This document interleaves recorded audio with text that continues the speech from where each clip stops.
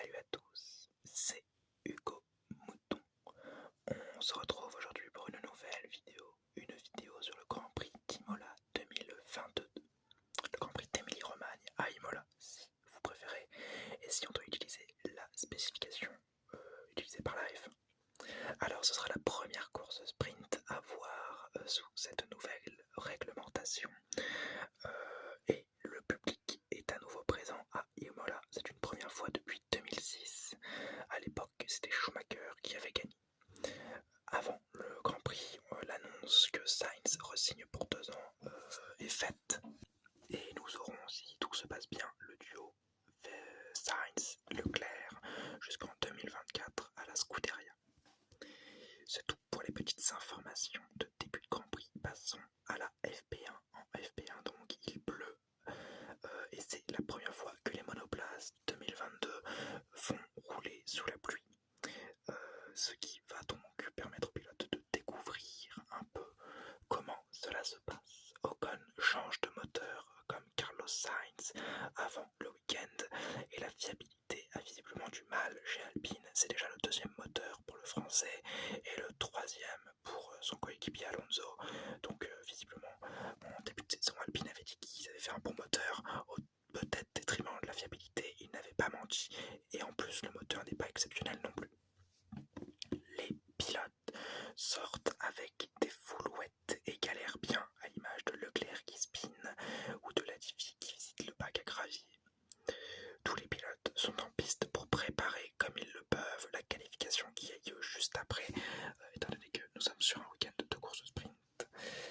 Et beaucoup font des erreurs, à l'image de Bottas ou de Alonso qui passe à l'herbe, et Leclerc est le plus rapide de cette session qui est plutôt assez peu représentatif parce qu'habituellement quand il pleut, on sort pas les voitures en essai en tout cas, et là-bas on a été obligé de le faire juste pour prendre les mesures de la piste, surtout qu'il va peut-être pas pleuvoir pendant les qualifications, donc c'est encore moins représentatif, mais on est obligé de les sortir puisque sinon on n'a pas de repère. Et là en l'occurrence c'est Leclerc qui est devant 3 secondes son second, donc effectivement c'est très peu représentatif. Surtout que son second, c'est Carlos Sainz, donc la même voiture à 3 secondes, c'est pas possible quasiment. Les qualifications. En Q1, les voitures sortent en slick, excepté les Mercedes qui sont en intermédiaire. Et ce qui est une plutôt mauvaise décision de l'écurie allemande qui cache un train de gomme qui est en plus trop lent pour faire un bon tour de qualification. Les slicks ne sont pas fondamentalement meilleurs et provoquent un peu de patinage à cause de l'humidité. Albon voit son frein arrière exploser, même problème que Latifi au Bahreïn, je crois, si je dis pas de bêtises, ce qui provoque un drapeau rouge et à cause des morceaux que le Thaïlandais laisse sur la piste. À la relance, les temps s'enchaînent et Latifi part au large en fin de Q1. Les Mercedes chaussent de nouvelles gommes pour passer en Q2, alors que Ocon reste au stand à cause de sa boîte de vitesse. Albon, Latifi, Ocon et les AlphaTauri sortent en Q1, alors que Hamilton passe de 0,004 secondes sur Tsunoda. En Q2, la pluie semble pouvoir revenir, faisant se précipiter les voitures sur la piste. Cela provoque Sainz provoque un red flag, excusez-moi, en se mettant dans le mur. Erreur bête de Libéric qui a trop poussé sans vraiment de danger imminent.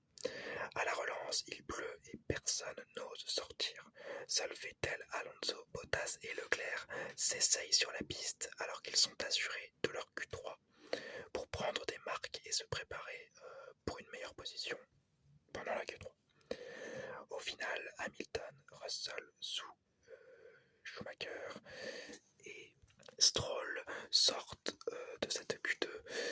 Sainz ne sort pas, mais il ne pourra donc pas participer à la Q3 car il s'est mis dans le mur. Première fois depuis le Japon 2012 qu'aucune Mercedes n'est en Q3, ce qui prouve l'étendue des dégâts de cette nouvelle réglementation pour Mercedes.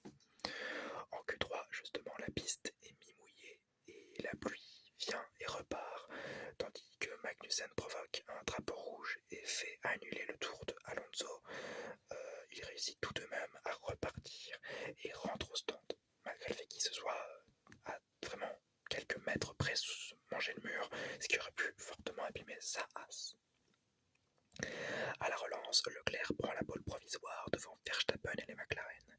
Plus tard, Bottas se met dans le gravier au dernier virage à cause d'un souci mécanique, mais Verstappen ralentit. Il ralentit bien et prend tout de même la pole position. En fait, il y a des drapeaux jaunes, pas des doubles drapeaux jaunes, mais juste un drapeau jaune pour dire qu'il y a danger dans ce virage. Verstappen voit le drapeau jaune et au lieu de foncer comme un débile dans ce secteur-là, il ralentit légèrement dans ce secteur-là pour que les télémétries voient qu'il a ralenti et qu'il était donc plus en danger. Et il fonce vers la ligne d'arrivée où là il n'y a plus de drapeau jaune et établit la pole provisoire à ce moment-là de la course, enfin des qualifications. Une fois la voiture de Valtteri Bottas évacuée, d'ailleurs le Finlandais rentre au stand en tant que passager de la dépanneuse, le drapeau rouge ayant été agité à l'ultime relance. Norris se met à nouveau dehors et offre la pole position à Verstappen à cause du nouveau drapeau rouge qu'il provoque. 5 drapeaux rouges pendant une seule qualification, c'est un record en Formule 1 qu'on n'a pas envie de voir battu. Étant donné que ça nous a fait une qualification très hachée et qu'il n'y a peut-être pas les vraies performances qui sont ressorties de cette qualification. Néanmoins, la grille de départ pour la course sprint sera Verstappen, Leclerc, Norris, Magnussen, Alonso, Ricciardo, Perez, Bottas, Vettel, Sainz, Russell, Schumacher, Hamilton, Zhou, Stroll, Tsunoda, Gasly, Latifi, Ocon et Albon. Alors cette course sprint durera 21 tours et les 8 premiers auront des points aujourd'hui. Donc le premier aura 8 points, le deuxième aura 7 points, le troisième 6, quatrième 5, le cinquième 4, 3, 2, 1, voilà, jusqu'au 8e. C'est un bon départ de Charles Leclerc qui passe Verstappen au premier virage. Alonso, lui, est mal parti et Magnussen bloque le début de remontée de Sergio Pérez. Zhou casse sa voiture en sortant et provoque une safety car. Cette sortie est provoquée par la collision entre lui et Pierre Gasly qui crève et casse l'aileron avant. Le Chinois est hors de la course alors que Gasly, lui, peut s'arrêter et repartir. Alors cet accident est provoqué parce que Gasly est à l'intérieur et survire un tout petit peu sur le vibreur et léger survirage provoque une collision entre Zhou et Gasly, envoyant le Chinois dans le mur. À la relance, on peut apercevoir les McLaren qui sont très bonnes sur cette piste pour l'instant, à l'image de Norris qui est 3ème et de Ricciardo qui est 6ème, et au tour 4 quand la safety car s'efface, Leclerc relance très bien à Rivazza, c'est le dernier virage, il garde la tête derrière. Sainz et Alonso se battent durement et au tour 7 c'est Carlos Sainz qui prend l'avantage sur son compatriote sans le DRS. Au tour 8, Perez passe Magnussen pour la 4ème place, au DRS également dans le premier virage, et au tour 9, Bottas fait la même chose sur Vettel pour la 9ème place, imité par Ricciardo sur Magnussen au tour 11. Sainz au tour 12 est toujours sur Magnussen et passe devant Perez qui lui-même a passé Norris. Alors c'est vraiment un bordel, hein, mais donc Sainz passe Magnussen toujours au premier virage du tour 12 et Perez a passé Norris au même endroit pour la 3ème place, lui aussi au tour 12. Tour 14, toujours au premier virage et au DRS, Sainz passe Ricciardo pour la 5ème position. Derrière, les Mercedes sont assez mauvaises et ne sont que 14ème et 12ème. Tour 15, Schumacher passe devant Vettel avec une gomme medium qui marche mieux que la gomme soft maintenant. Au tour 16, Bottas passe Alonso au premier virage. Les deux ont le DRS mais le Finlandais est plus rapide. Au tour 17, Verstappen a rattrapé la seconde de retard qu'il avait durant toute la course sur le leader monégasque et nous offre une bataille pour la fin de la course sprint. Tour 19, Sainz passe Norris au virage 1 avec un beau plongeon au DRS encore une fois et au tour 20, c'est Verstappen qui passe Charles Leclerc à l'extérieur du premier virage. Malheureusement, Charles Leclerc ne peut pas le retenir et lâche donc sa première place et la pole position qui lui était promise pour le lendemain. La victoire de la course sprint revient donc à Verstappen au tour 21 australien. Il s'impose devant Charles Leclerc et Sergio Pérez. La grille d'arrivée de cette course sprint, c'est Verstappen, premier, Leclerc, deuxième, Pérez, troisième, Sainz, quatrième, Norris, cinquième, Ricciardo, sixième, Bottas, septième, Magnussen, huitième. C'est donc ces 8 là qui auront des points et qui ont gagné des points grâce à la course sprint. Alonso est 9e, Schumacher 10e, Russell 11e, Tsunoda 12e, Vettel 13e, Hamilton 14e, Stroll est 15e, Ocon est 16e, Gasly est 17e, Latifi est 18e, Albon est 19e et Guan Yu Zhou partira 20e. Et nous allons pouvoir passer à la véritable course le lendemain. C'est un très bon départ des Red Bull qui dénote totalement avec le départ catastrophique des Ferrari, amplifié par la collision entre Ricciardo et Carlos Sainz, qui envoie l'Espagnol en tête à queue dans le bac à gravier du deuxième virage, et qui le fait abandonner car sa voiture ne veut pas repartir bloquée dans les graviers. Verstappen est donc en tête, suivi par Pérez et Norris. Derrière eux, Schumacher survire et spin en tapant le bord latéral droit de la monoplace de Fernando Alonso. L'accident de Ricciardo Sainz est aussi dû à un autre pilote, car Bottas a percuté le pneu arrière droit avec son nez, avec le museau de la monoplace, et ce qui a amplifié le survirage de l'Australien et a en plus empêché ce dernier de freiner, créant dès lors la collision entre le pilote Ferrari et le pilote McLaren, et créant le DNF indirectement de Carlos Sainz. Bien évidemment, il y a une safety car, alors qu'au tour 7, Leclerc qui, après la relance, Leclerc qui est derrière Norris, parce que Norris l'a dépassé durant le virage, Leclerc cherche à remonter sur Lando Norris pour aller attaquer les Red Bull. La carrosserie de Alonso qui a été endommagée par le contact avec Mick Schumacher, casse en pleine ligne droite du tour 1, toujours au tour 7, enfin du virage 1 au tour 7, et provoque un DNF pour l'Espagnol qui doit rentrer au stand à cause de sa monoplace qui est trop endommagée et qui ne peut donc pas poursuivre la course. Au tour 8, Leclerc passe le bouchon Norris et fait soulever la foule italienne. Il peut désormais s'attaquer au Red Bull. Tour 12, Russell, avec une Mercedes moyenne mais un très bon départ, récupère la 5e place à Magnussen dans le virage 1. Mais il gère mal son freinage au virage 2 et prend trop large à la ressortie pour éviter de spin s'il avait pris trop court. Et il prend un peu large pour éviter quand même d'aller dans les graviers et perdre toute sa course, permettant à Magnussen de repasser et à Bottas de se rapprocher. Mais à la chicane 14-15, Russell repasse le Danois. Dans le même tour, je vous le dis bien. Au tour 14, Bottas passe à son tour Magnussen dans le virage 16, alors que la piste semble sécher. Tour 19, Leclerc rattrape Pérez qui s'arrête juste après avoir été à 1 seconde du Monégasque. Le Mexicain s'arrête pour des médiums, laissant donc la 2e place à Leclerc et lançons donc la vague d'arrêt au stand. Alors la vague d'arrêt au stand avait été initiée un tour plus tôt, je crois, par Ricciardo, qui comme était très loin, il avait chaussé les pneus médiums et qu'il venait de faire le meilleur temps en course, donc ça donnait bien envie à tous les pilotes de prendre les pneus slicks et de lâcher les pneus intermédiaires. Au tour 20, le Monégasque suit le mouvement comme Verstappen avant lui et à la ressortie, Verstappen est premier, Leclerc ressort devant Sergio Pérez prend donc une 2e place, mais les pneus du Monégasque sont encore froids et le Mexicain en profite pour le passer avec ses pneus chauds qui ont un tour de chauffe.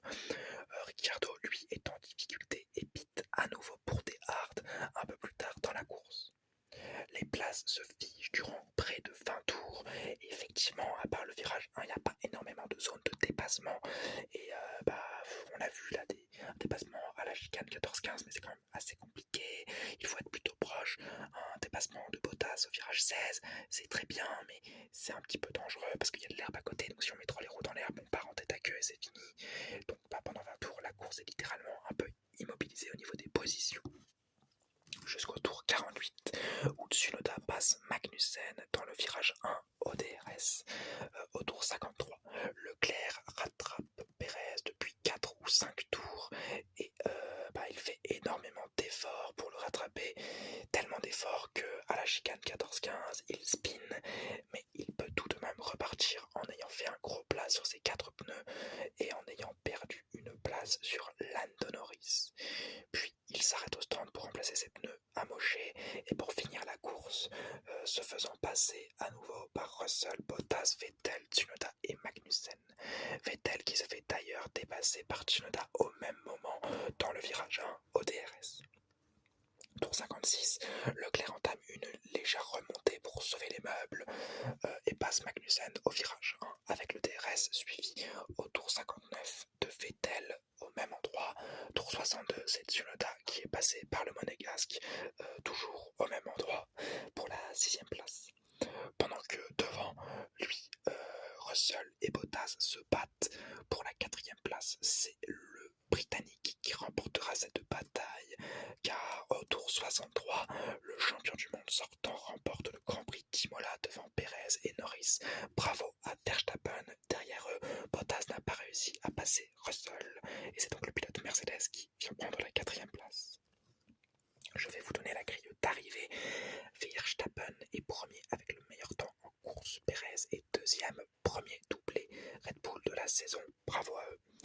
Norris est troisième, Russell est donc quatrième, Bottas est cinquième, Leclerc est sixième, Tsunoda est septième, Vettel est huitième, Magnussen est neuvième, Stroll est dixième, Ocon est onzième, Albon est douzième, Gasly est treizième, Hamilton est quatorzième, Joe est quinzième, Latifi est seizième, Schumacher est dix-septième, Ricciardo est dix-huitième, Alonso dix-neuvième, DNF et Sainz vingtième, DNF.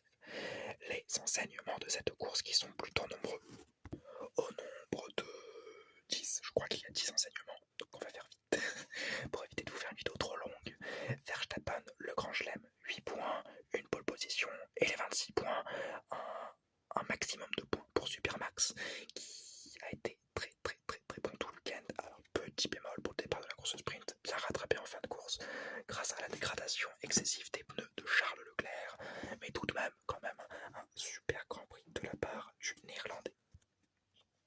Perez de son côté est très solide et assure le doublé et donc une grosse prise de points pour Red Bull dans l'optique du championnat du monde. Norris, un podium pour le pilote mais pas pour la voiture. La voiture McLaren est très mauvaise, à l'image de Ricciardo qui est 18ème. Alors certes, il y a eu ce mauvais départ, mais quand même, il aurait pu remonter et non pas une seule fois dans la course. Il a été capable de passer sa 18ème place, sa 19ème place, par les DNF et les arrêts au stand. À chaque fois il se faisait redépasser derrière, donc franchement la McLaren c'est une très mauvaise voiture cette saison, et donc ce podium est tout à l'honneur de Lando Norris. Vraiment bravo au pilote britannique. Leclerc a voulu trop bien faire, et oui, Leclerc avait sa 3ème place assurée, les points dans l'écurie, hein. Il pouvait sauver le week-end de Ferrari qui était raté à cause de Sainz et à cause du mauvais départ des Ferrari également.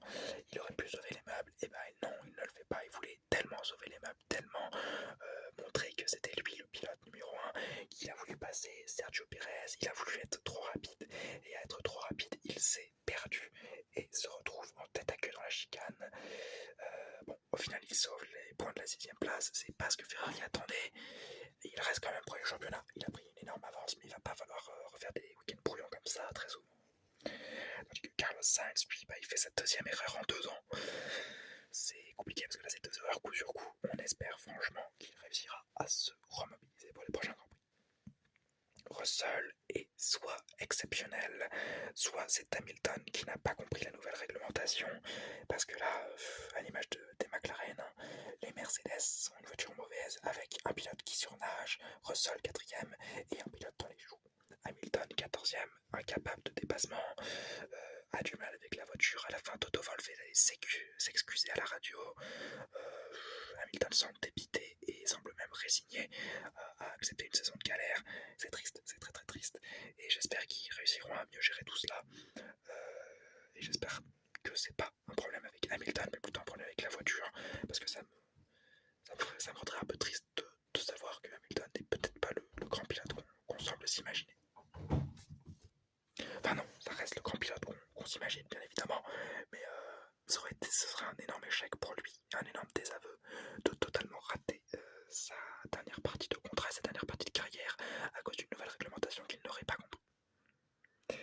Aston Martin marque des points et désormais toutes les écuries ont un point. Toutes les écuries ont un point minimum. Waouh! Seul Schumacher, Hülkenberg et Latifi au niveau des pilotes n'en ont pas. Alors Hülkenberg, ça va être plutôt compliqué pour lui d'aller en retrouver des points. Il faut que un des pilotes Aston Martin soit désfonction ou malade. Mais en tout cas, toutes les écuries ont des points, ce qui n'était plus arrivé depuis 2 ans, je crois, si je dis pas de bêtises. Oui, 2 ans. Donc c'est plutôt cool, c'est plutôt bien. Et ça montre que les écarts se sont un peu resserrés et que c'est maintenant les pilotes qui font les points. Alors Schumacher a été plutôt brouillon, Hülkenberg découvrait une nouvelle voiture et Latifi, bon, on va être méchant mais il est plutôt mauvais, donc ça explique leur manque de points depuis le début de saison. Et ça explique également les points pour d'autres, à l'image de Stroll aujourd'hui, qui a eu un point parce que la course était sous la pluie, hein, et Stroll on sait qu'il est bon sous la pluie, et ce qui est donc plutôt révélateur des écarts un peu réduits par cette nouvelle réglementation.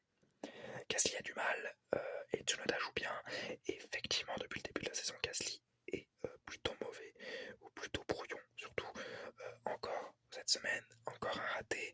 J'espère franchement qu'il va se réveiller avant le prochain Grand Prix, parce que ça va commencer à devenir un peu grave, surtout qu'on sait que AlphaTauri n'est pas du genre patiente, hein, parce que c'est la filière Red Bull qui gère tout cela, et on sait que la filière Red Bull n'est pas du tout patiente, il en a déjà fait les frais chez Red Bull eux-mêmes.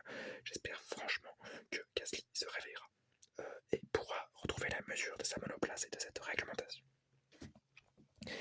Ensuite, un petit tir groupé pour Joe, Schumacher, Sainz et Alonso, où la malchance du début de saison. Alors Guan Yu Zhou, sans ces 2 accidents lors des 2 derniers Grands Prix, et il a des points. Il a beaucoup plus de points que le 1 point qu'il cotine avec lui, qui est pas mal bien sûr, mais il ne tient donc pas la comparaison avec Bottas qui est son coéquipier. Ce serait très très bien que la malchance quitte un peu Guan Yu Zhou, qui est visiblement pas un mauvais pilote, mieux que certains en tout cas, qui a une bonne monoplace bien évidemment, hein, mais qui donne du sien, et ce qui est plutôt plaisant à regarder. Schumacher, lui, c'est beaucoup de petites erreurs. Il a un capital sympathie énorme, donc on lui pardonne, mais quand même, ce serait bien qu'il commence à marquer des points, parce que sinon on va vraiment commencer à se demander s'il a vraiment sa place en F1, et si des petits pilotes de F2 ne pourraient pas reprendre leur droit à sa place. Bon, évidemment, il y a le nom Schumacher qui joue, hein, mais quand même, c'est décevant qu'il n'a toujours pas marqué de points, à cause en plus de petites erreurs de sa part et pas forcément de sa voiture. Sainz, lui, c'est la déception, mais un peu plus partagée, parce qu'il a une très bonne voiture et pourtant il fait de prestations moyennes sur les 2 derniers Grands Prix. On espère franchement qu'il va se reprendre, surtout moi en tant que Ferrari fan, j'espère qu'il va se reprendre, j'ai envie qu'il se reprenne, et c'est tout ce que je lui souhaite. Tandis que Alonso, pareil pour lui, 2 abandons, 3 abandons même depuis le début de la saison. C'est compliqué pour le pilote espagnol.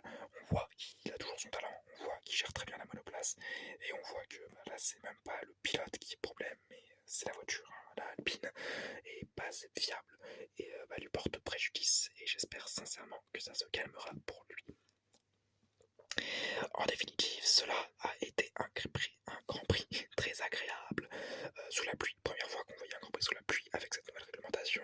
Des fans en feu, un peu déçus à cause de la contre-performance des Ferrari. Mais quand même, qu'est-ce que c'était cool. Un bel endroit, hein, pour la course. Malheureusement, un seul endroit pour dépasser. Le virage 1 et en plus au DRS. 2 autres zones de dépassement assez tricky. C'était plutôt moyen. Je vais donc mettre un 12 un peu déçu, qui est remonté bien évidemment par la note du public et la note de la maison, parce que c'est Imola, c'est toujours très très cool d'y aller. Bien évidemment, j'espère que ce Grand Prix restera au calendrier, ou alors qu'on y apportera certaines petites modifications pour peut-être un peu plus dépasser, ou pour dépasser de façon un peu plus jolie qu'un vieux dépassement en DRS au premier virage tous les tours, parce que ça c'est pas très très beau. Mais voilà, c'était mon avis et ma vidéo sur le Grand Prix d'Imola 2022. 25 minutes de vidéo, qu'est-ce que c'est long. J'espère que ça vous plaira quand même, que vous êtes toujours là. D'ailleurs, si vous êtes toujours là, mettez une petite voiture là, les voitures fin. J'imagine qu'il n'y aura pas grand monde, hein, mais faites-moi ça, comme ça je serai très heureux de voir qui tient jusqu'à aussi longtemps. J'espère que cette vidéo vous aura plu. Si c'est le cas, le petit like, le petit commentaire, le petit abonnement. J'espère vous avoir